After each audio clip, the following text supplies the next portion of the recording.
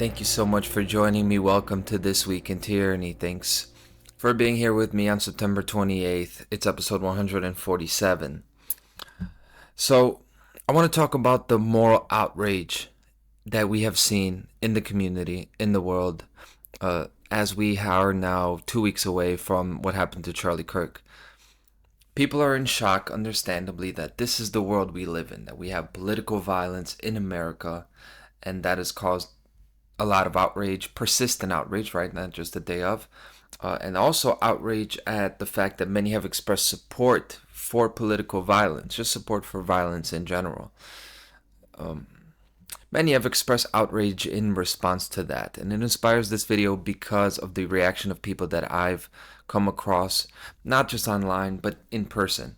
So it makes me think, wow, this is something important that I have to talk about. It's not the ordinary, right? It's not what you would expect right now about, not that you ever get over something tragic, right? But 2 weeks after something happens, you can't help it. Life goes on. It's just the way it is. But I deal with a lot of contractors, a lot of immigrants, right? In my everyday life. So with these people that I see on an everyday basis, you're a lot less likely to encounter something like outrage, like moral outrage about something that happened, on a societal level, or something that is just causing incredibly deep concern for people. Because these guys that I see on a daily basis, they're tough. They mind their own business. They don't live in the headlines. They live in the very everyday world, right? And it's not just the people I work with, but it's enough to have me see a pattern. Now, what is causing this pattern? What is responsible for this pattern? Now, partly it is due to social media. Just the fact that people are talking, they're sharing so much. And we have a TikTok culture, which is kind of, you have to be like louder, brighter in your face. And so we're seeing a lot of these reactions. The reactions are getting more and more overblown, not just on account of the actual event that occurred, but also the way people are expected to react to things, right? And the kind of reactions that are standard. It used to be standard that I could just go up in front and put a thumbnail, but now what's standard now for me to have like a podcast is I got to make like one of these faces and in the thumbnail and go, like Mr. Beast, and right? So that's what I mean by social media, TikTok culture. But that's really not the point. The point is outrage. The emotion of outrage is a good reaction to have. It's a productive one to have, because that is a function of a person's humanity. What makes you respond to something like that is the fact that you're human and you're feeling that there's a sense of injustice. Outrage is a response to injustice. Of course, it could be a misguided response. Obviously, it could be totally wrong. Like, there are plenty of people who are going to be outraged if you hold the door open for them. Or if you call, a blatant woman, you call her she, they're going to get outraged at you for calling her that, that's the kind of stuff that happens. Now, outrage, though, is especially valuable when it is backed by foundational principles. That's how it should be. So we all need to check our outrage, check our moral outrage. No, not check your privileges, right? But that's something we need to bring back. What do I mean by that? Like, we all get this sudden emotional response sometimes, intense emotional response, and we're talking about outrage specifically.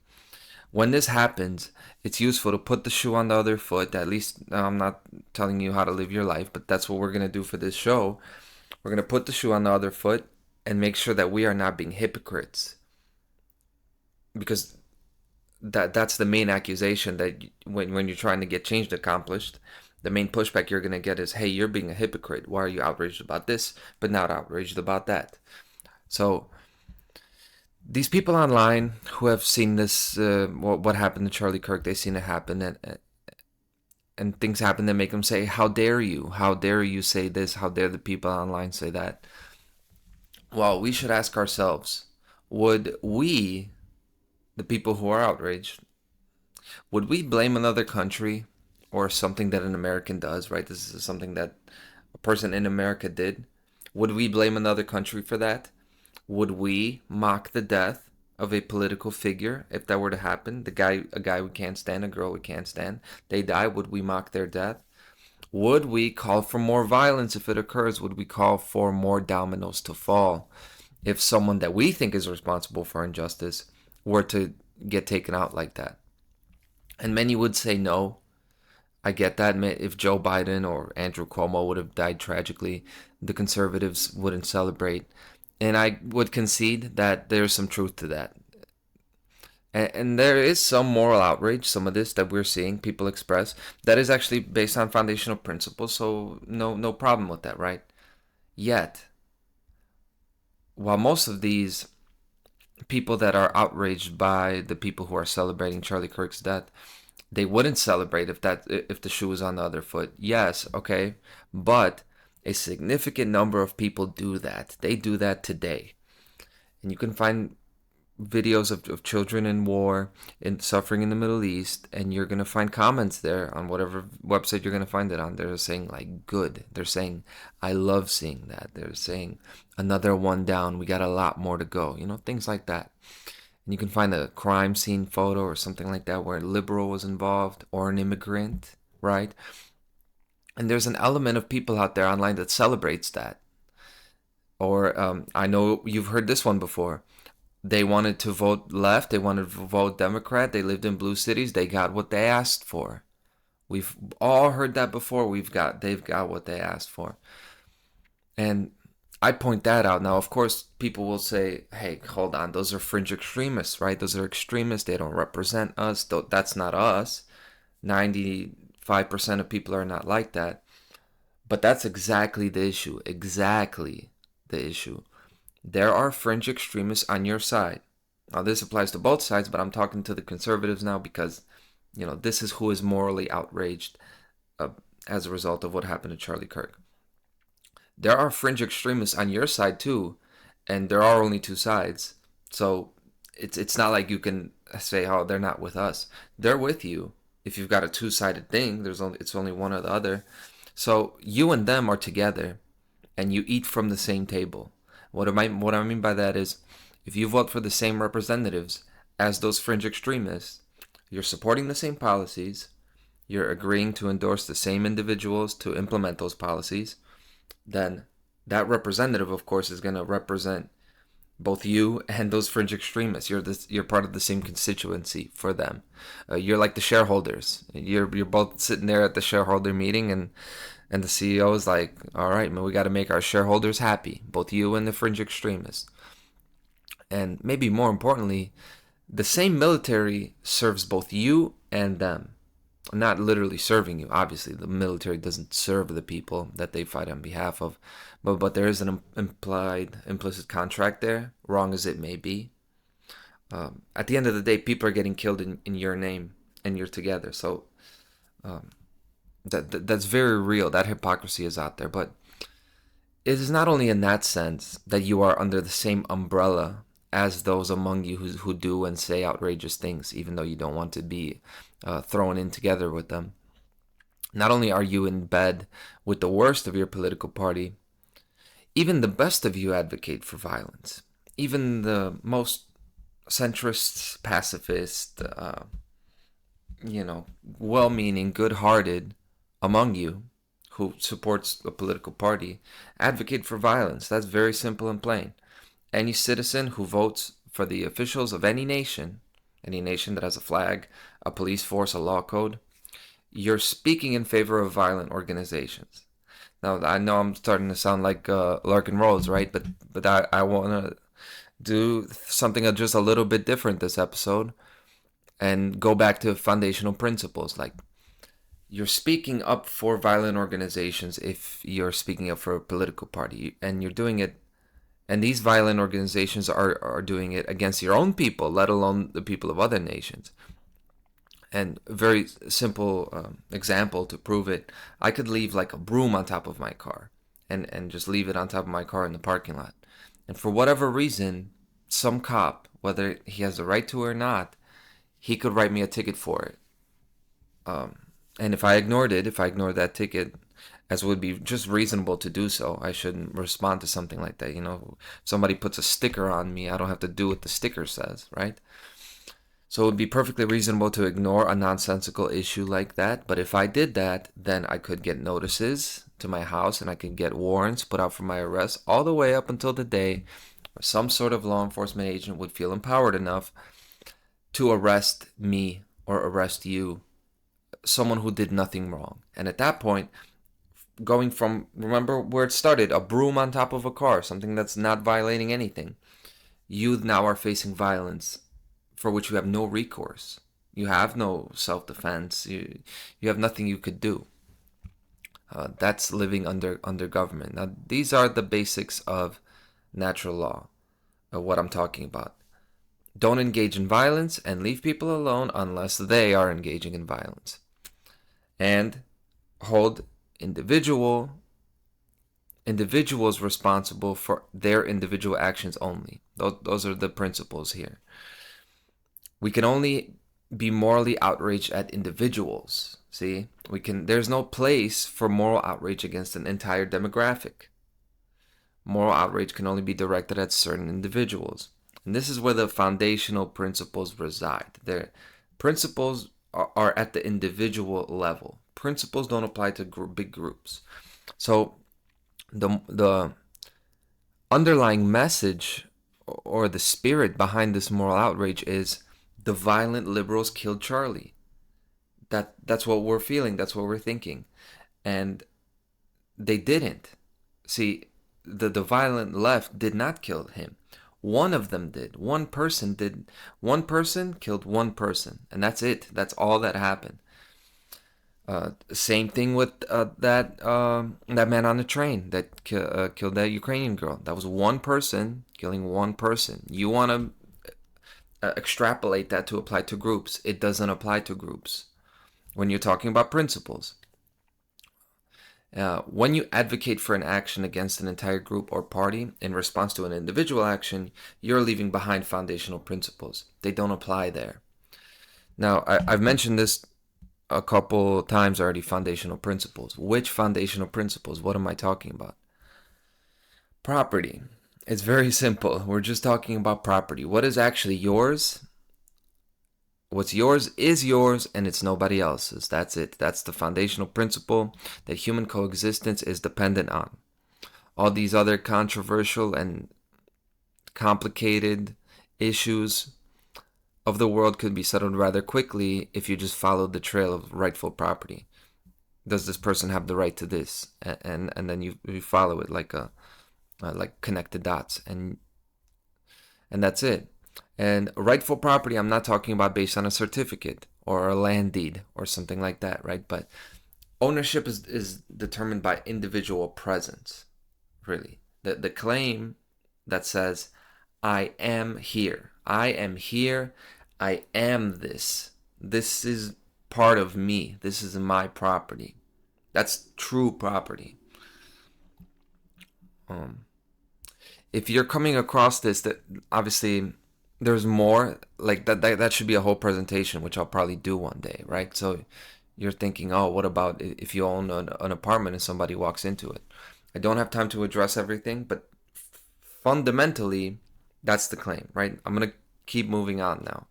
So when fundamental rights are violated, that is something you can get morally outraged about, yes. And you should get morally outraged about violations of rights. Someone taking something you own, violating something sacred, something defenseless, innocent, okay, taking something precious. That's the kind of stuff that causes moral outrage. But you put the shoe on the other foot now.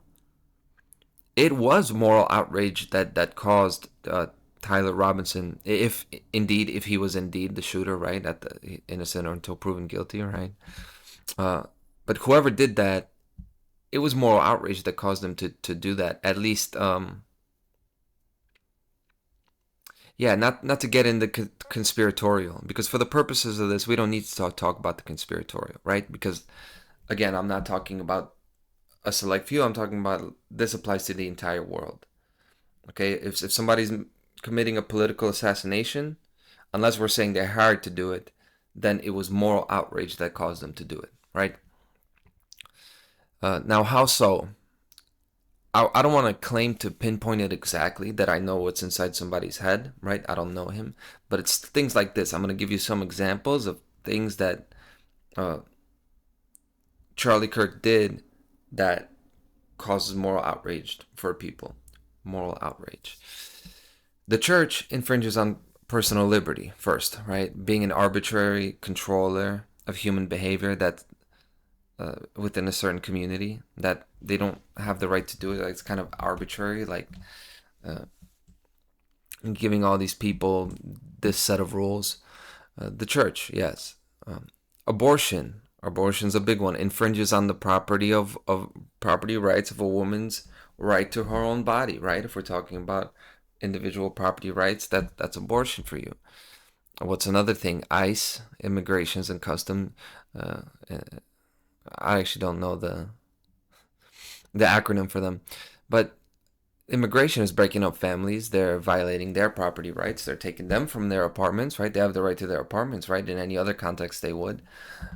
So all of these things, and I'm not making even the statement that those things that I mentioned are violations of rights, but you can make a strong claim that they are. And this is where the liberal outrage and injustice, sense of injustice, comes from. Even if they're wrong, it comes from something real. The human sense of injustice is coming from a genuine place, and we should respect that. It comes from a genuine place for the libs, but it is wrong.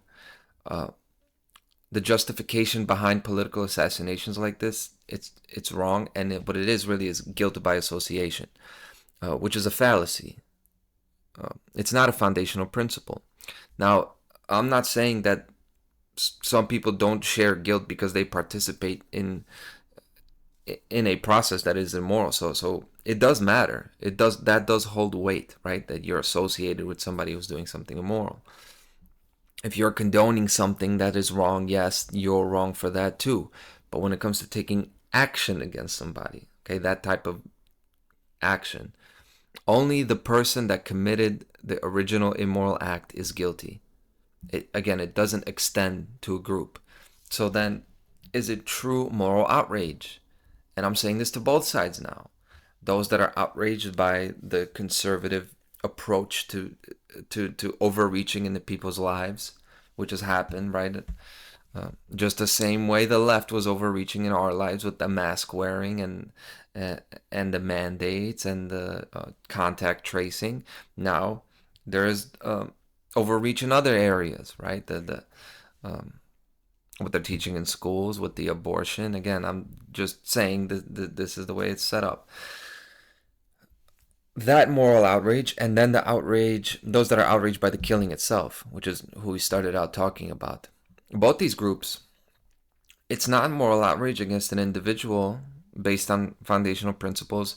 It's group based. It's a group based emotional outrage. That's what it is. It's looking like a true moral outrage, but it isn't. What I call this is immorality. It's emotional morality, which is when you conflate an emotional reaction with righteousness, because there's an overlap there, right? That's what emotions are for.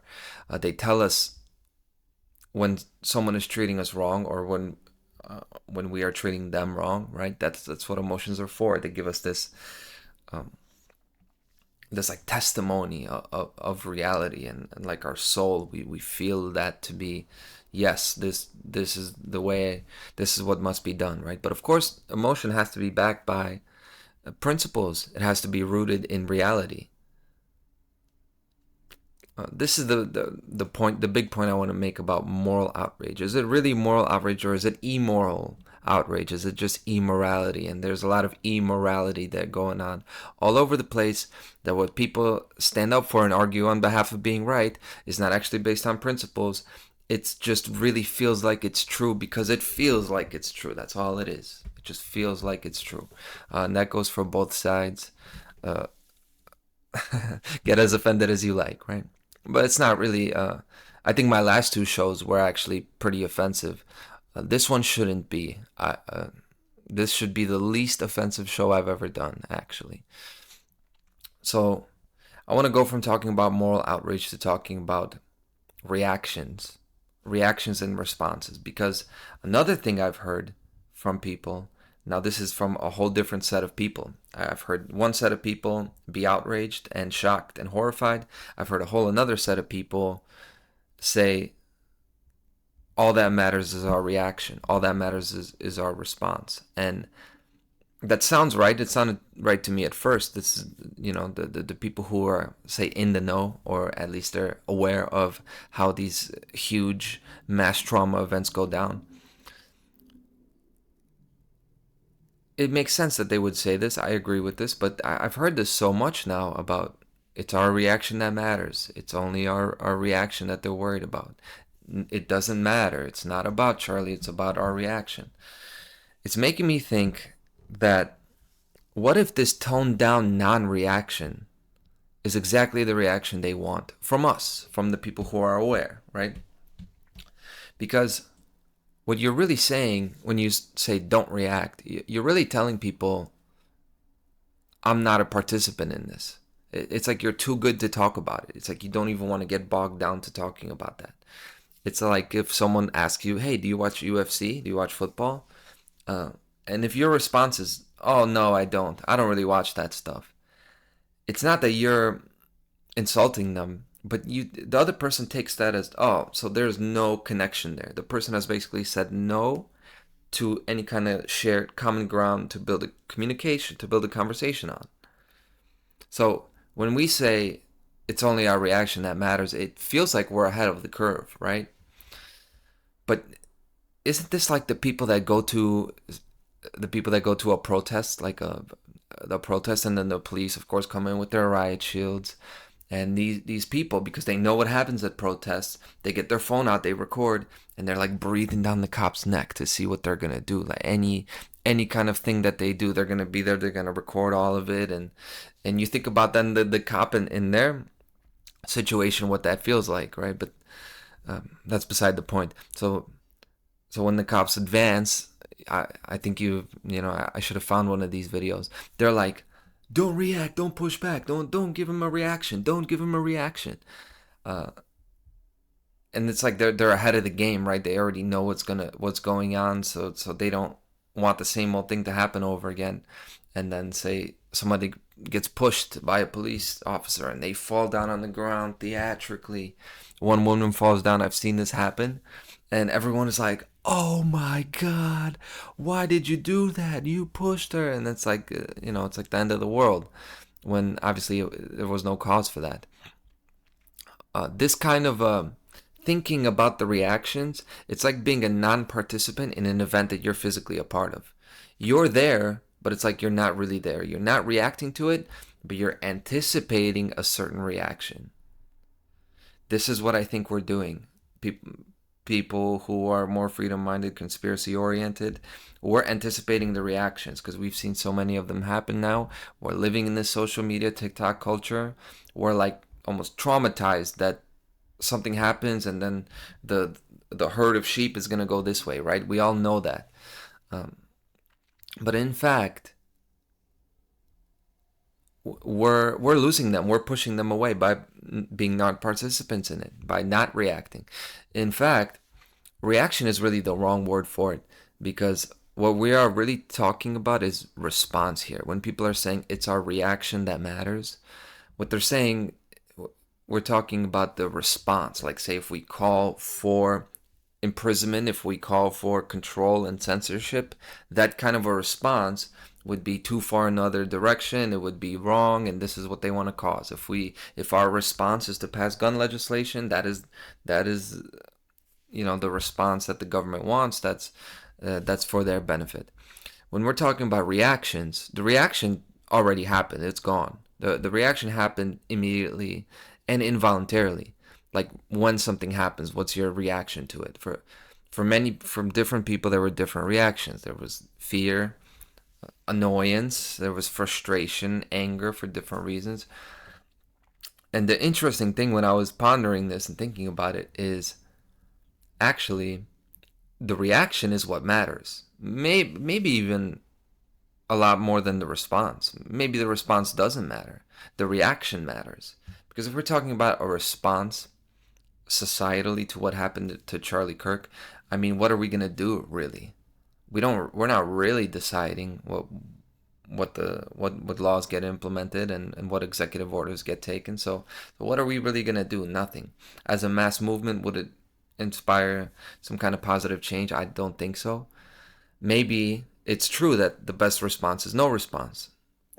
So, kind of like many of us have said, um, so no disagreement there. What we do have to watch actually is our immediate reaction. That's what I wanted to talk about. Because now that we have a record of the reactions, we've seen how everybody reacted to this. We know who's who. It's just like what happened during COVID. We thought we knew people, we saw their reactions, and now we know where they could be taken in a traumatic event like this. The most important reaction that we have monitored now is our own. That's always the most important. So we can analyze and process that data, right? Looking at how they reacted and saying, what does it say about that person?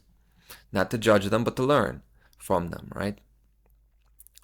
Everyone that had the immediate outpouring of emotion and heartbreak, everyone who said he was a man of God. I know people didn't like him, but he was a man of God, a family man.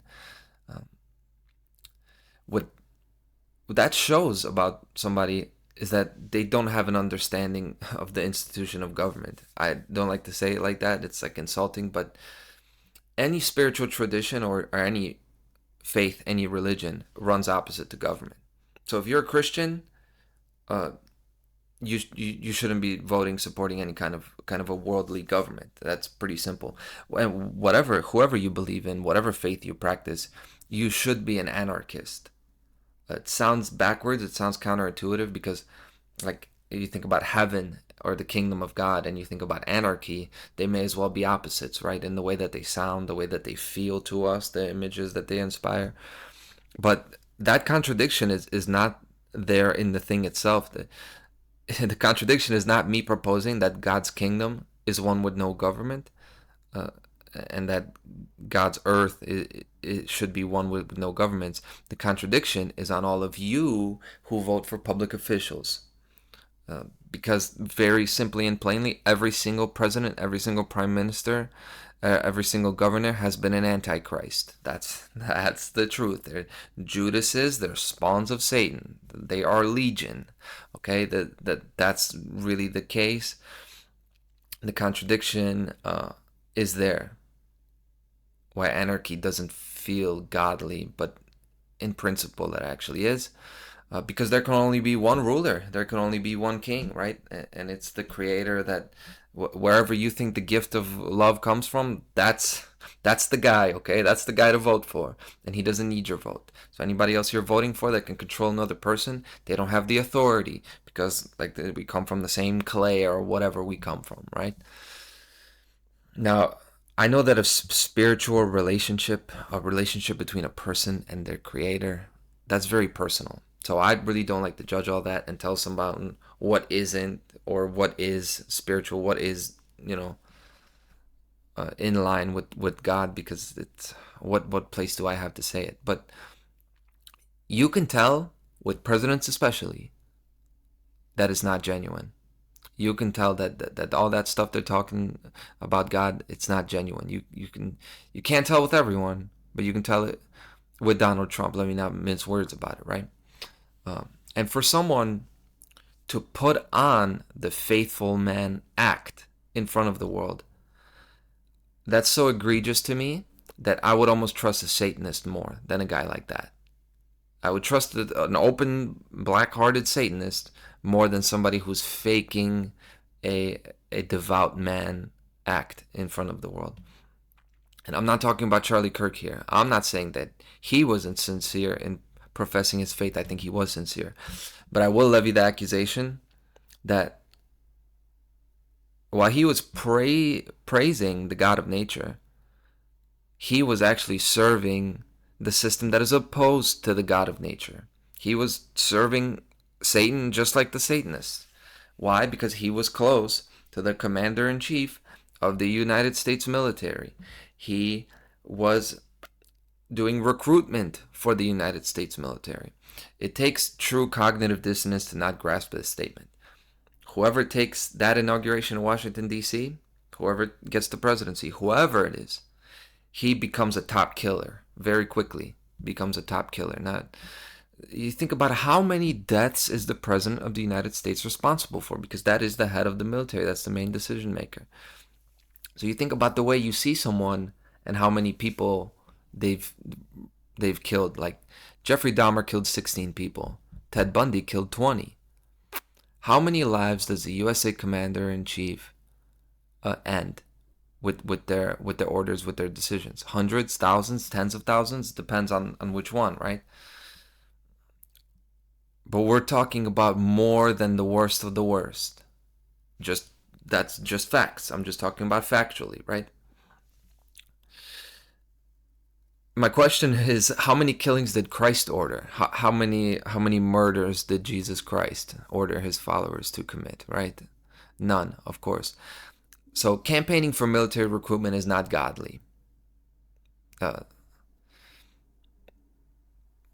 almost don't want to end it there, but when we're talking about that reaction of sympathy, that outpouring, of grief, of all those kind words that have been said, all the support for his widow, for Erica Kirk. I'm not saying there's anything wrong with you. I'm not saying you're wrong for doing that, but I'm saying you don't understand what the man was involved in. Now, reaction number 2 that we've seen is the celebration reaction, the one that's caused all this moral outrage. The people who basically said he deserved it. What does that reaction say about that person? Well, it says that they placed a very low value on the property of human life. At the end of the day, that's what it comes down to. They may understand that he's involved in a system that is deadly, but they don't understand the inherent value of human life.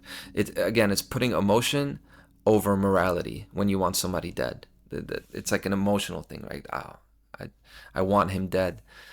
That's immorality. Again, it's emotion, that kind of sense of injustice clouding actual principles, whether that thing is actually right that happened.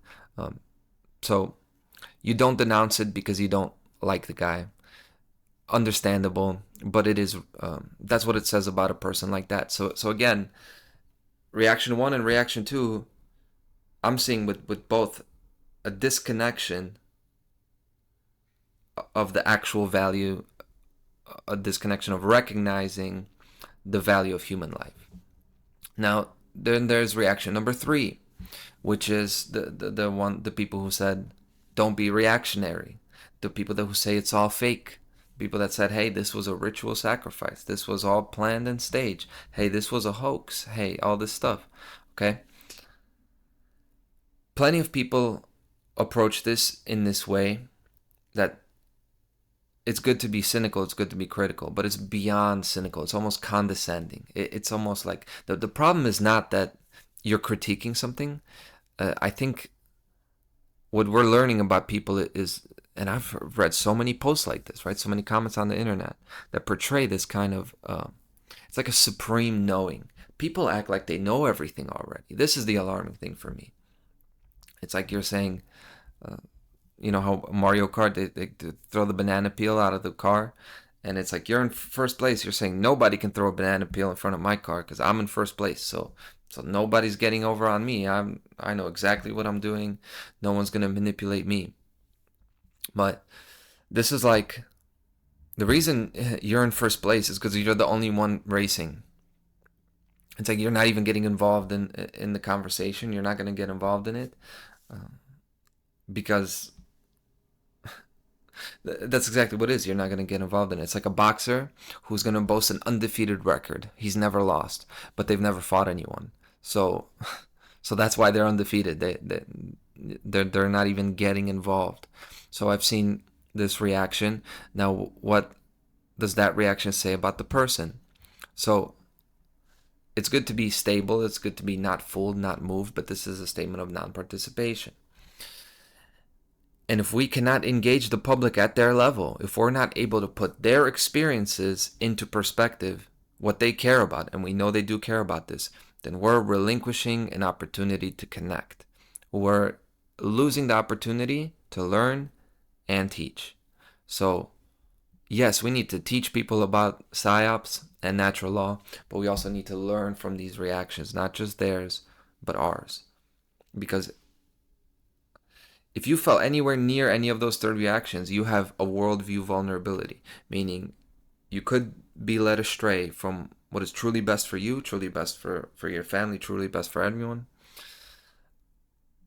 If you were close to one of those three reactions, and I already mentioned 2 weeks ago, I was very close to that reaction number 3. I was the guy who said, oh, it's just another psyop, just another occult sacrifice. And there's vulnerability there. The vulnerability is that you're going to be shut out from the conversations. You're going to have something to say, but nobody's going to listen to you because you're not part of the conversation. You didn't go to the Thanksgiving, man. So when your voice is really the most important, all these people that reacted this way, it's going to be muffled. They're not going to hear it. Because to the other 95% of people, whatever the percentage is, you're going to sound like you're not informed or you're not involved. If it was reaction number 2, the celebration, there's a very blatant vulnerability there that you're not going to denounce an immoral act, right? So your voice gets shut down. The knob goes to 0 for people who are listening to you. For almost everyone except those people who had the same exact reactions as you, right? So only you and them are understanding the same nuance. They say, wait a minute, this guy wasn't a saint, so you're like, why should I feel sympathy for him? He resulted in a lot of wrongdoing. Like, why? So it's a very, again, a cynical, cold response. It's like Luigi Mangione killing the insurance CEO. Yeah, he murdered a weasel and a sleazeball, but he murdered him. That right? It wasn't a rightful execution, and I'm the one who supports that kind of an action. I'm the kind of person that supports a bullet in the street for certain people, straight up. But you have to clearly express that natural law claim. You have to state that they violated natural law rights, and then you state that you yourself are acting in that executive capacity to take action against that person under natural law. I'm not saying you have to write a note, or you don't have to read it to him before you do it, but you should leave that note on you, seriously. The problem is that people don't understand natural law, so they're going to write egalitarian slogans, or they're going to write socialist slogans on their bullets instead of writing a note that clearly explains the actions they took so we can understand them, and everybody can decide whether that was right or wrong. Because it's not for the authorities to decide, it's for the individual to decide. And all of us to talk about it, right?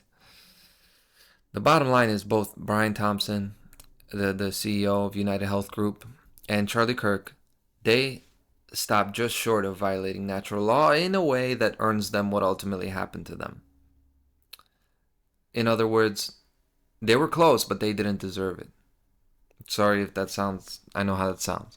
But I don't think that's an accident that this wasn't somebody. If it was commander-in-chief or a general in the army that's like got bodies on them, then I don't think we would react the same way. Because Charlie Kirk at the end of the day was going around talking, and he was talking in a respectful way.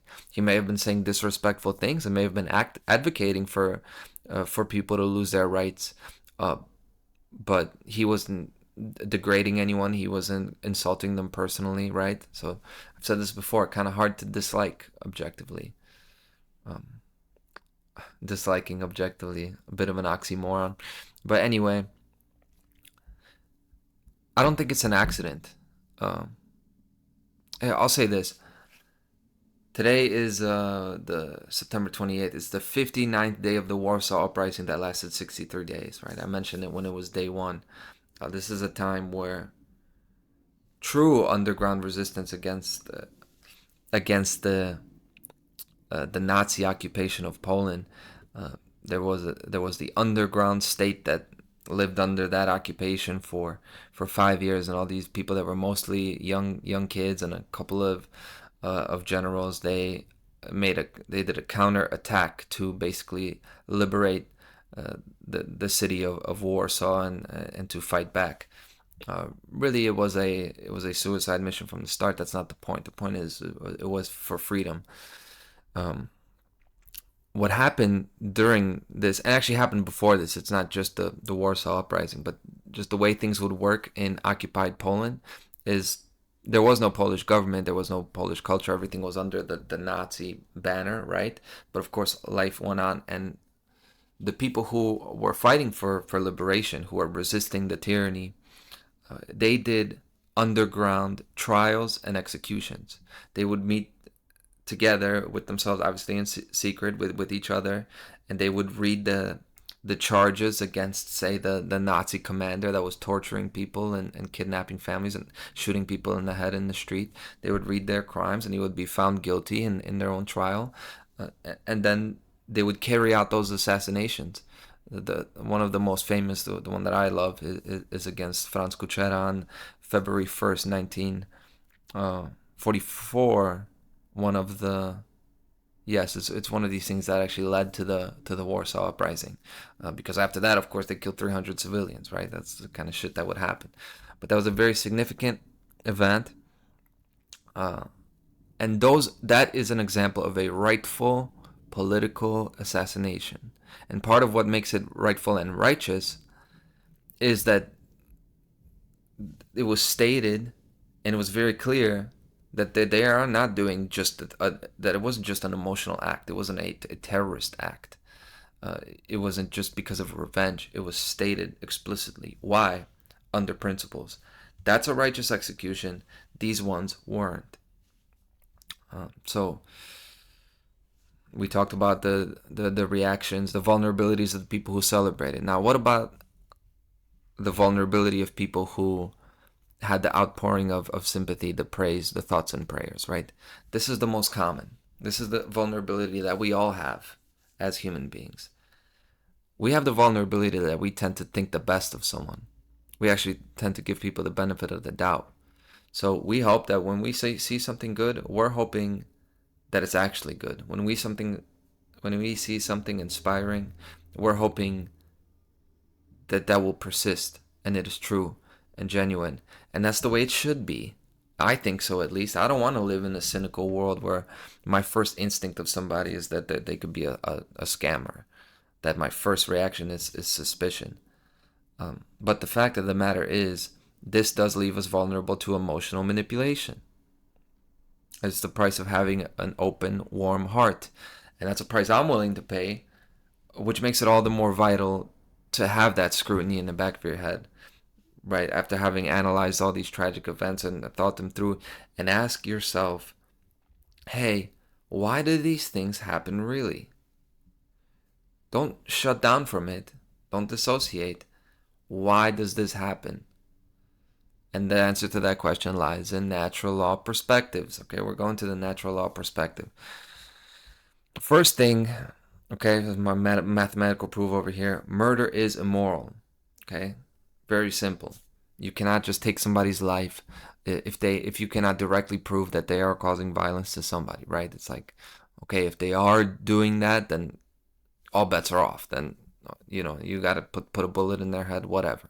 But in all other circumstances, you can't just kill somebody like that. Number two, morality is objective and it is individual. It applies to morality is between two individuals. You can say a group is doing that to this group, but ultimately, when you're doing the proof and really going down to principles, one person doing something to one other person, okay? And thus it can only be enforced at the individual level. So people can hold somebody responsible for what they did, but it's really one-to-one. But if it's like 5 people against one, it's still 1-to-1, right? It's between that person and that individual independently. So obviously, I'm not going to make you read between the lines here. I'm saying that a guy like this shoots somebody on campus. Well, anybody there could catch him and take him out. And that they would be right to do that. That would be fine to do. Now, while this would obviously inescapably involve some risk of mob violence or like social unrest, yes, but Liberty inherently contains the potential for chaos. This is obviously, that could happen, but it's always easy. It's like you take this to abusers, like child abusers. How do we deal with them? Well, I think mob, not that mob violence would be better than what we have, but a non-authority system would probably be, it wouldn't be any worse than what we have now as far as dealing with those problems, right? They're definitely not going to be protected by some kind of legal technicalities, right? But we're talking about this. We're talking about a political assassination. At the end of the day, none of this would have happened if it wasn't for government, and that's true. So, if we lived in a natural law framework, a natural law civilization, there wouldn't be a reason for Charlie Kirk to get killed. Because the reason Charlie Kirk gets killed is because he's advocating for government. But I'm not standing up for the guy that did it. The same consequences that the guy's going to get now, Tyler Robinson, whoever the killer is, those same consequences would result in a natural law system. He certainly wouldn't go unpunished, right? There's a good argument to be made that verdict would have been found a long time ago, right? I certainly think that the Epstein trafficking network would have long ago been completely revealed. There would be no such thing as the Epstein files. We would all see it. It would have been taken care of already. So, as I'm proposing this, I know the concern is obviously that under a system like this, there's no real protection for the accused, and you can be accused of something, and now you're risking dealing with people coming to your house with pitchforks. That's a problem, right? And the government does actually protect the accused until that legal process takes place. But look at how many innocent people the modern court system has locked up. It's crazy. That's a whole separate rabbit hole, right? What it all goes back to is what we practice today with the police, the judges, the juries, the appeals, the injunctions. There's all this corruption at every level. None of this is any better than street justice, what we have today. The same problems we would have with street justice, we have that today. The key difference is, though, we today live with actually a false sense of security about all of it. Under street justice, right, even the worst of what a free liberty system would be like, even under the worst of it, at least there is no illusion of safety, which, ironically, that makes things a lot more safer when there's no illusion of safety. And how backwards it all is, it's all so upside down with all these reactions to Charlie Kirk's murder, as we talked about it. There seems to be zero reaction to the horrific reality that now the same people that are going to prosecute this guy, they're going to lock up the killer, they work for the same group under the same flag that kills thousands of thousands in wars all over the world. The police, the federal judges, the correctional officers, they all take a paycheck from a system that sends thousands and thousands of young men and women to war to kill. No jury there, right? No trial there. No protection for the accused. Just kill.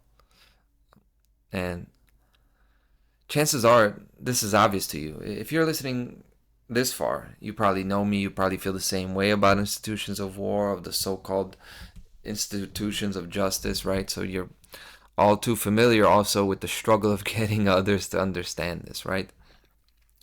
To understand the reality that only we can change the world, actually.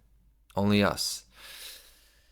But I'd like to show you something simple here that you may have not seen before. This is actually a physical sheet of paper that is in the office. I do construction, so 1 or 2 days a week after we do all our construction and get all this work done for people, I go and do paperwork to actually charge all these people and get paid for all this stuff we did.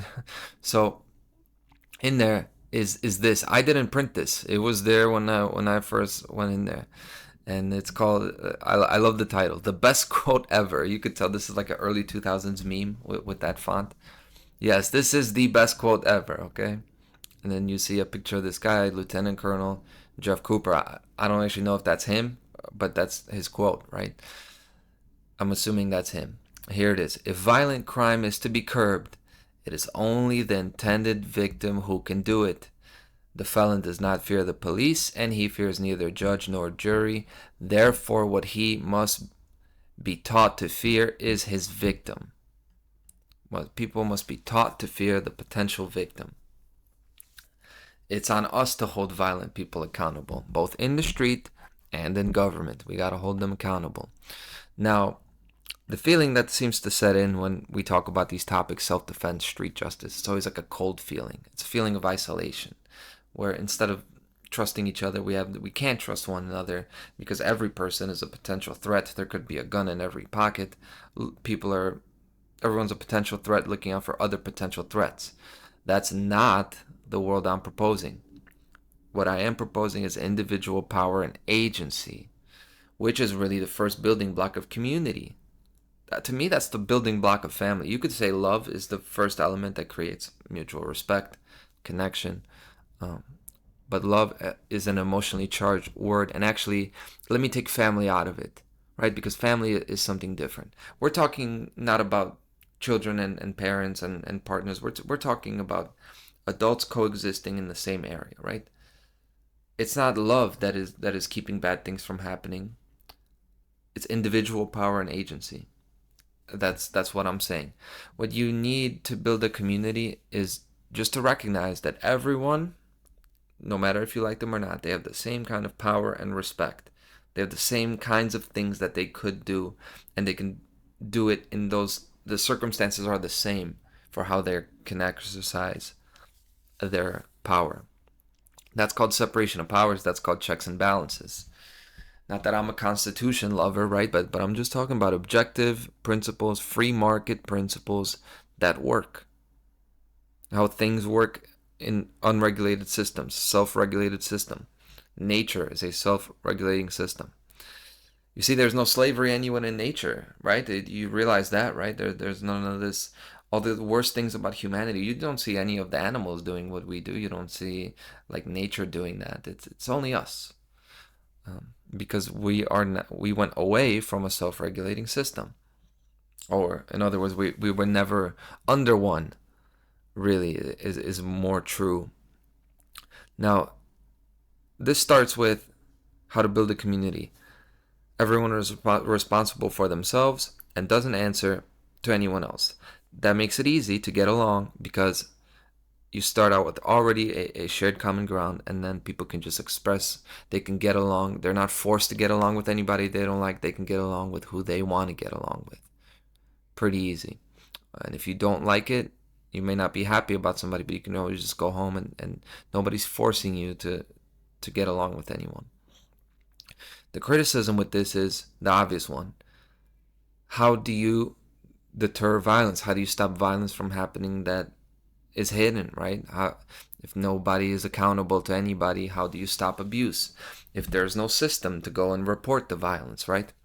And my immediate response to this would be, look at how extensively the system fails victims today. I mean, today, holy smokes, there's an overwhelming record of horrible things were reported to the authorities and nothing was done. I mean, that's endless. That is an endless thing. Now, oftentimes something is done and the system works, but Lord have mercy, man. The percentage is not one that any of us can be confident in. It's nuts. That would be like my immediate reaction. My ultimate response to this is that how we would protect people's rights in a system with no authority, without a system of authority, it's community enforcement. It's lateral enforcement. See, the old way was hierarchical enforcement. That is with people policing each other, right? Hierarchical enforcement is with you being policed by the police or the group that is above you. Lateral enforcement is people policing each other that are in the same group, in the same boat. If Jeffrey Phillips is watching this, he probably jumped out of his seat, right? I'm talking about lateral enforcement. But no, I'm not talking about being a petty tyrant, actually, like critiquing people and constantly demanding better. I'm not talking about a controlling mob either, like a social cancel culture that's going to go after anybody if they're suspected of a crime or they're accused of something. But lateral enforcement is something that is very real, and it sounds like, first of all, it sounds like a lawyer term or a tactical term, like it's something that the military does. I just came up with this morning, right? So I don't know if this is even a good thing to call it. Maybe community enforcement is better, but so okay, maybe the term won't catch on. But while it sounds cold and impersonal, nothing could be further from the truth. Because when I'm talking about lateral enforcement, and this is the way to actually get rid of violence, and this is the way that we can build an actual community. What lateral enforcement is, it's family, it's conversation, talking with people, first of all, just talking with people, people taking an interest in each other. You don't just, if you think that something is wrong, you hear somebody yelling from over there, you don't just mind your own business. You're taking an interest in each other, how the children are doing in the neighbor's house, right? Talking with them regularly. Let's meet for the holidays. Let's have some small talk, all this stuff. Not just staying in your own lane like a bowling alley, right? Because now, of course, everyone has the right to be in your own lane and not be bothered. But when we're talking about how a civilization would actually work without the oppressive systems of control, without the tyrannical systems of authority, it would have to be people actually caring about each other. It would have to be some type of lateral enforcement, a sense of community, where you're not getting an inspection every week to make sure you're not doing something wrong, but people are doing their best to really be looking out for each other's mutual benefit, because they can, not because they have to. And that is how things would work in a natural law system. And not only that, we don't have to wait for the mythical day. We should be doing this now, is what I'm saying, because the reality is the same whether you're living under freedom or slavery. The reality is, like the Onyx album, all we got is us. All we got is us. I mean, so all we have is each other at the end of the day. So we need lateral enforcement, when really ultimately the only enforcement is self-enforcement, right? Just like property goes back to you, the only enforcement of rights is self-enforcement. You got to police yourself. No, we're not actually policing each other, but the reason lateral enforcement is needed, especially in this transitional period to getting to liberty, but even once we're in a state of liberty, there still needs to be that check. The community needs to not police the self, the individual, but it should interact. There needs to be an interaction there, for a correction, for a mutual correction, because life can get difficult, and there's times where we can't solve everything by ourselves.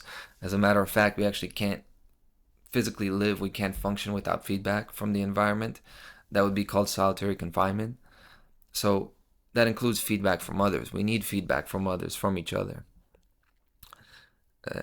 And I'm the guy who stands up for individuality, right? I'm the individual-oriented guy. I'm the one who's always talking about collectivism. But as we're all striving towards self-enforcement, we need the community aspect, because the self is a completely open-ended product. It's something that is molding and shaping and could be changed. See, the self is crafted. It's not just born.